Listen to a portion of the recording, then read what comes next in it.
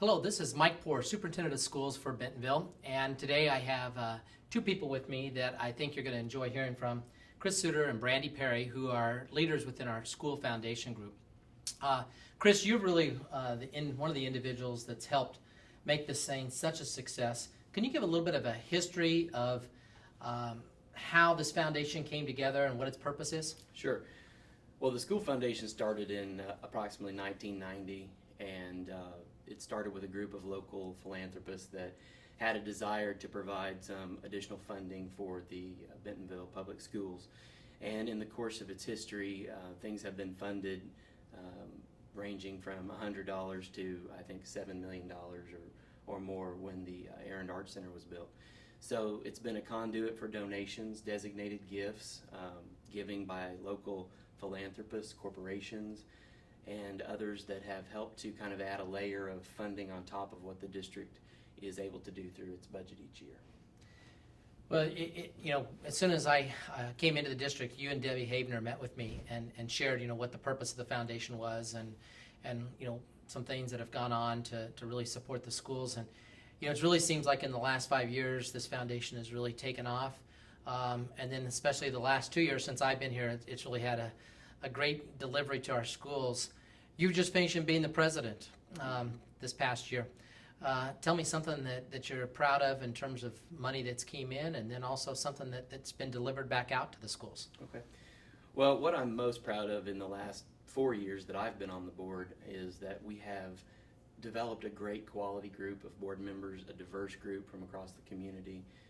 We just have 4 new board members this year. I think a total of about 16 parents mostly from our district that want to be on our board. And I think that the thing I'm most proud of in the last 4 years would be our Bold for Gold campaign that we do each fall. That campaign has always been very successful. We've raised over $100,000 most of the last 4 years in our fall campaign to the community. And then, of course, our Gold Rush 5K in the spring has been an outstanding event that happens the first Friday of May and has grown to be a tremendous success in the last 4 years. And we have been able to provide teacher grants each year. It's a competitive process. The teachers apply for the grants, and we usually $50,000 or so we give back to the teachers in the form of classroom grants. We also, in the last 2 years, we have provided 6 classrooms of technology, either a classroom set of iPads or laptops, and that's been about $150,000 that the foundation has given to the school district to further the bring your own device and 21st century technology. Yeah, that's so appreciated because, the whole thing of having one-on-one computers with the district is really something special, and the foundation's been critical on that. You probably are aware, may not be aware, but we've gone from having 8 computers to one computer to 8 kids to now being 2 to 1. And the foundation has been really critical on that. Brandy, you this past year were responsible for handling one of the events that Chris talked about, which is the Gold Rush. Could you give a little bit of detail about some of the success with the Gold Rush in terms of just participants and money and sponsors? Sure. The Gold Rush this year was very successful. We had over 2,700 parents, children register for the Gold Rush. It was a cold night. I think it snowed that night, and we brought in over $60,000 that we were able to keep within the district between teacher grants and the technology. How many volunteers took part in that? There was a ton of volunteers. We had volunteers from the Oklahoma State University alumni group to the board members, parents, teachers with every school that we have in the district. I would say there's probably 50, 75 volunteers total. Yeah, it's such an amazing event.